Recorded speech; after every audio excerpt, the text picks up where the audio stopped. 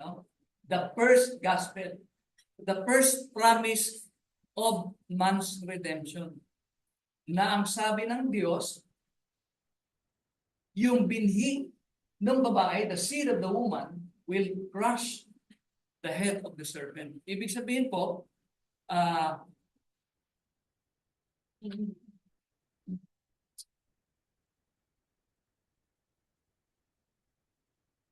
ibig sabihin po mga kapatid, no? Yung binhi ng babae ay magtatagumpay laban kay Satanas. So, pagkatapos po niyan, since namatay si Abel, nagkaroon ng other descendants, godly descendants, si Adan. And I will just read a few of these verses. Saan na po yan? Genesis chapter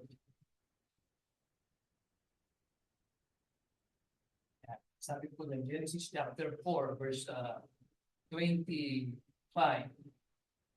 Adam lay with his wife again, and she gave birth to a son and named him Seth, saying, God has granted me another child in place of Abel. Siya po yung kapalit ni Abel.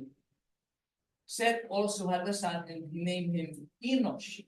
At that time, men began to call on the name of the Lord. So, these are some of the godly descendants of Adam. Marami po yan from Genesis chapter 5. I only selected a few. So, from Seth, no, si Enoch, who walked with God, kinuha ng Panginoon, si Methuselah, and then we have Noah, and then si doon sa anak ni Noah, kay Shem. At nanggaling po kay Shem, from Shem came Abraham. At alam po ninyo, ito po si Abraham, ay tinawag ng Diyos at sa kanya ibinigay yung pangako. And we read that in Genesis chapter 12, verse 1 to 3, wherein God made a covenant with Abraham.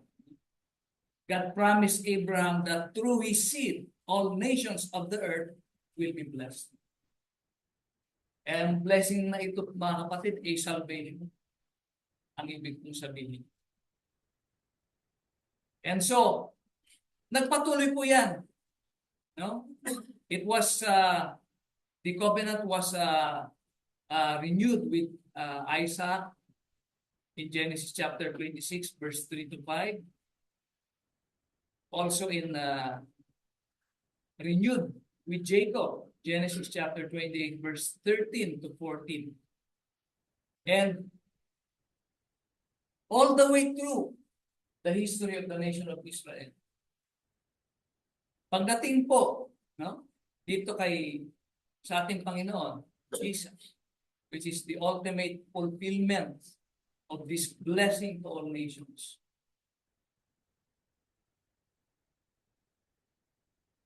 God's promise of blessing or salvation to all nations was ultimately fulfilled in Jesus the Christ, the seed of Abraham.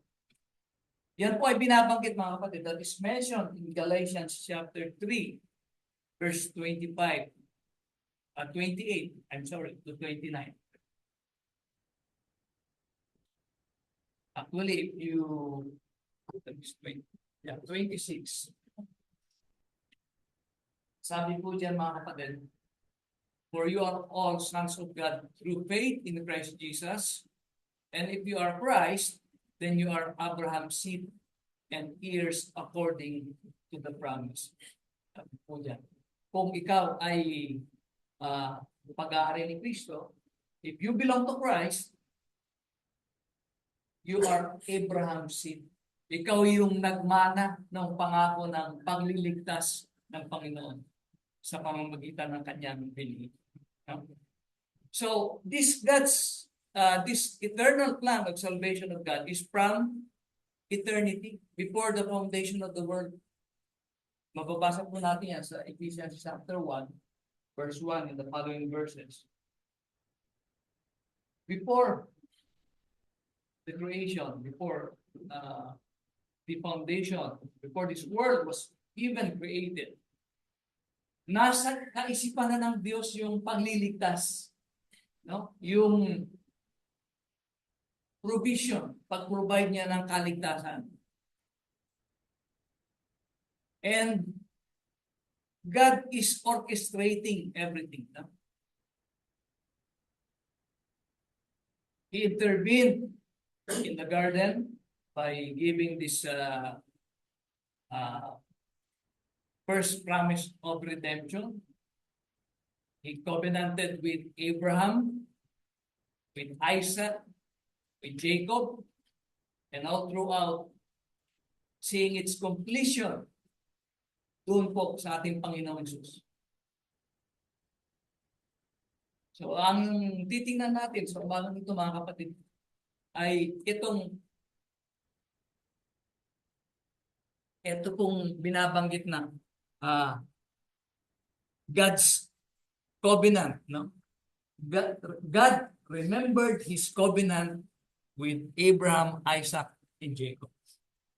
So, tingnan po natin yan. Yung tatlong account, if we lay it side by side, no? Una, yung kay Abraham, ito naman yung kay Isaac, ito naman yung kay Jacob. And you will see, mga kapatid, na pare-pareho po yung pangako dyan. No?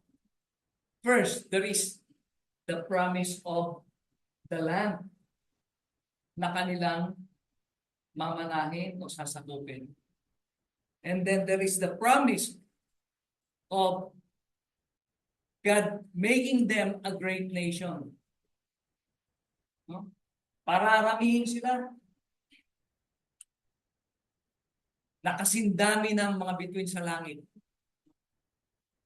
As the dust of the earth and as the stars in the heavens, pararamihin sila ng Panginoon. And this is the most important one, mga kapatid. Yung pangako that through their seed, all nations of the earth will be blessed. So, atin pong God's covenant with Abraham, Isaac, and Jacob was built on a promise that God will give them the land of Canaan, will make them a great nation, and that through their seed, nakita po natin kanina, the ultimate fulfillment, no? Yung seed na yon, sabi po sa aklat ng Galatians, walang iba kundi ang Panginoong Jesucristo.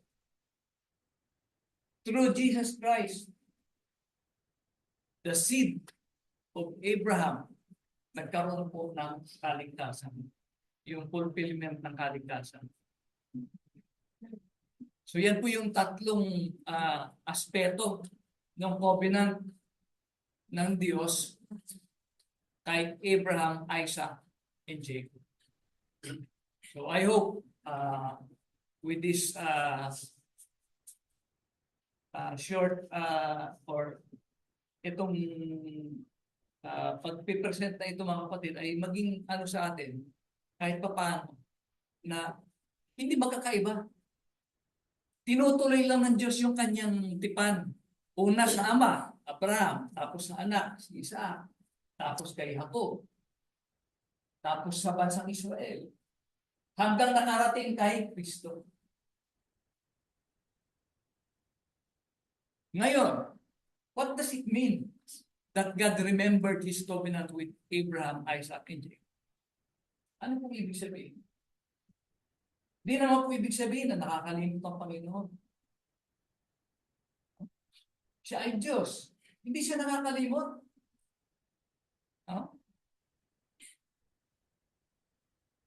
Marami po instance dito sa video, mga kapatid, na binabanggit, God remembered His covenant. In Genesis chapter 8, verse 1, it says there, God remembered Noah. Nakalimutan pa ng Diyos si Noah? No? Hindi po. Ang ibig po sabihin, when God remembered something, just like in this passage, God remembered His covenant with Abraham, Isaac, and Jacob, it means God will do exactly what He has promised. Nabanggit ko nga po kanina si Noah. In Genesis chapter 6, binahan ng Diyos yung chapter 6, chapter 7, binahan ng Diyos ang buong sanlibutan. So nandun na sila, palutang-lutang na yung daong. Tapos in chapter 8, sabi doon, but God remembered Noah and all the wild animals and the livestock that were with him in the ark. Ibig sabihin ba, nakalimutan na si Noah na nandun, palutang-lutang yung kanyang daong? Hindi po. Ang ibig po sabihin, God is doing something to fulfill His promise. Just like in this. So, when God saw the hardships of the Israelites and heard their groaning, God remembered His covenant, which means God will now act to fulfill His promise of giving them the land and make them a great nation, and all the while ensuring the continuity of the posterity of the seed. Kaya po sa mga succeeding chapters ng Exodus, as we will study this in sa mga susunod na mga pagkakataon, makikita po natin dyan that God calls Moses and empowers him to deliver the nation of Israel out of Egypt into the promised land. So, ituloy po natin. Ito na, chapter 3. This is the chapter wherein God calls Moses. So, again, Moses was, by the way, mga kapatid, si Moses sa pagkakataon ito ay 80 years old na. No? We will study that sa mga susunod natin maybe next Sunday, no? Or next Sunday, kung kailan magtaon sa aking schedule.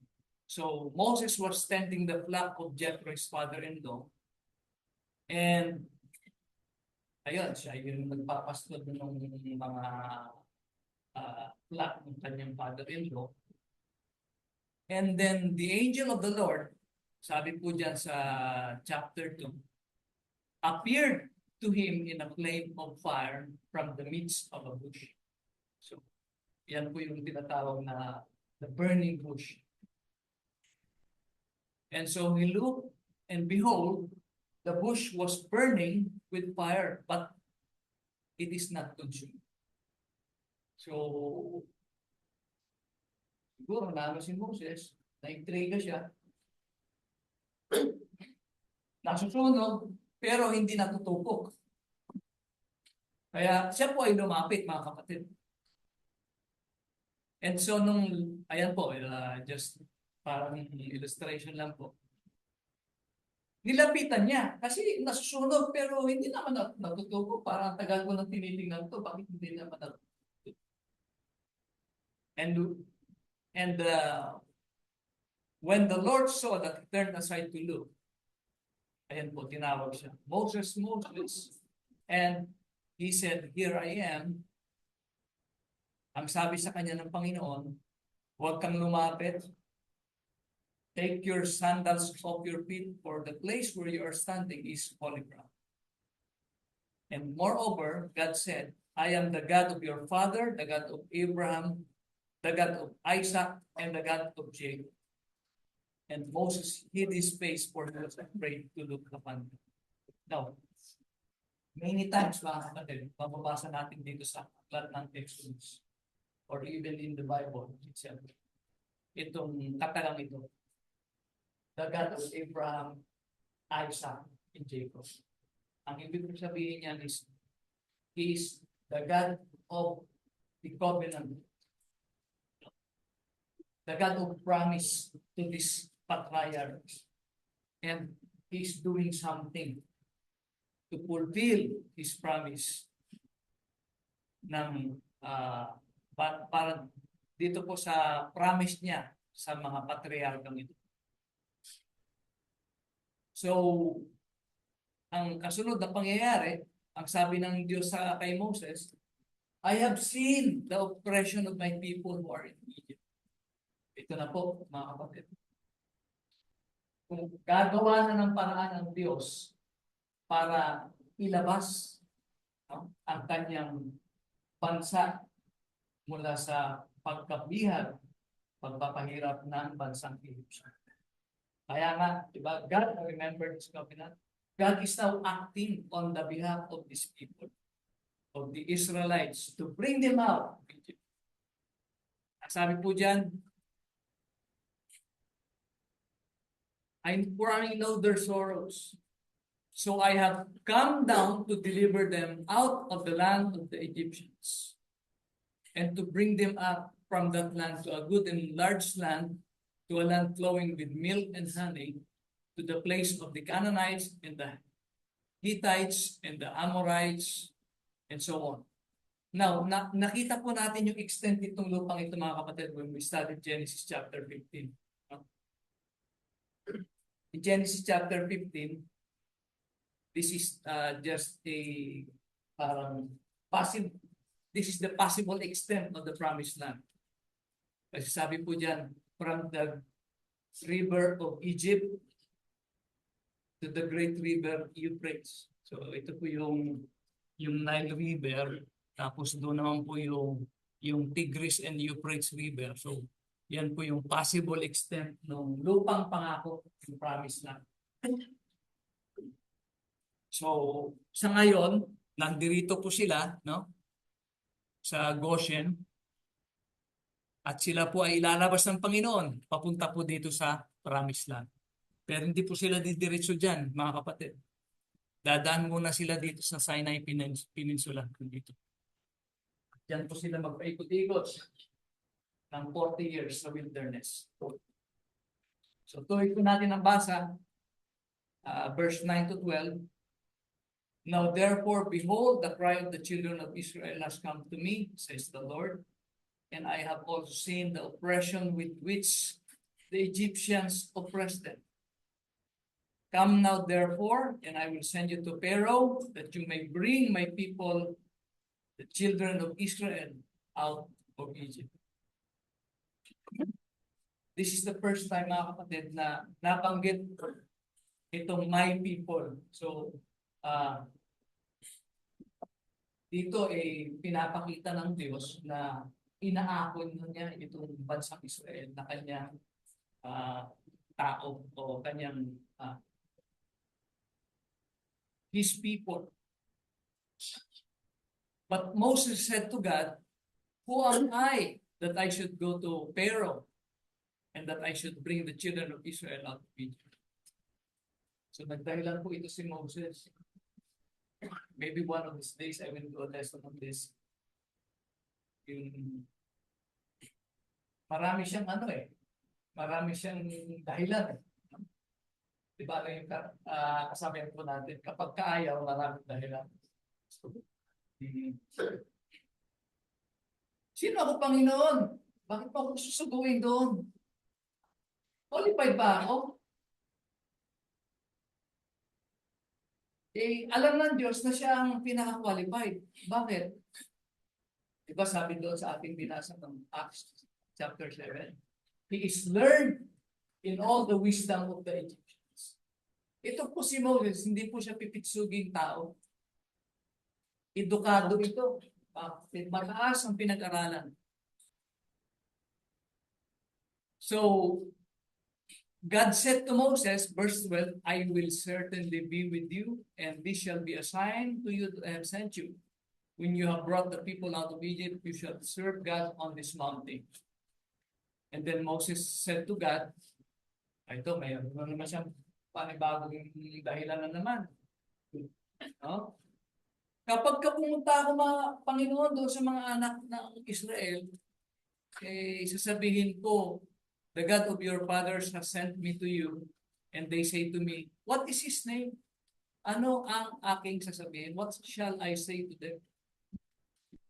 Nakakita na lang kasi ng tapong dahilan. Ano sasabihin ko, Panginoon, kung tatanungin nila, ano pangalan niya ng Diyos na ito?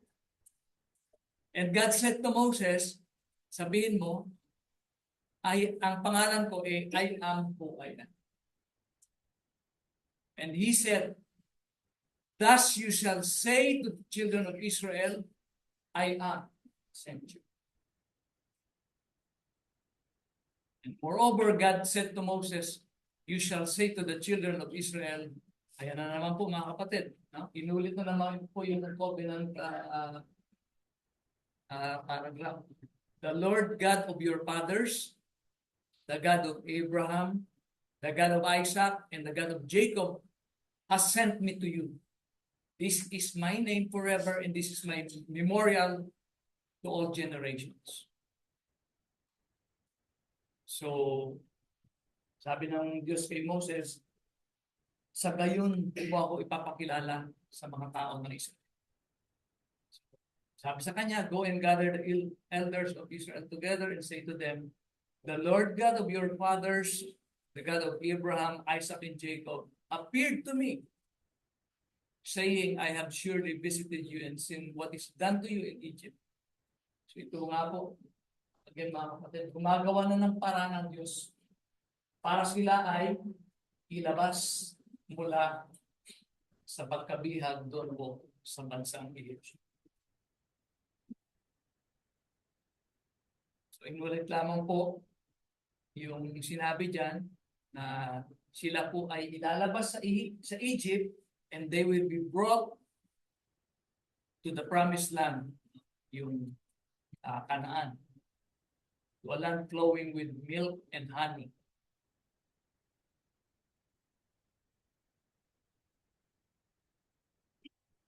Okay, so verse 19 to 22, sabi ng Diyos kay Moses, pero sigurado ako hindi kayo palalabasin ng basta-basta ng hari ng Egypt.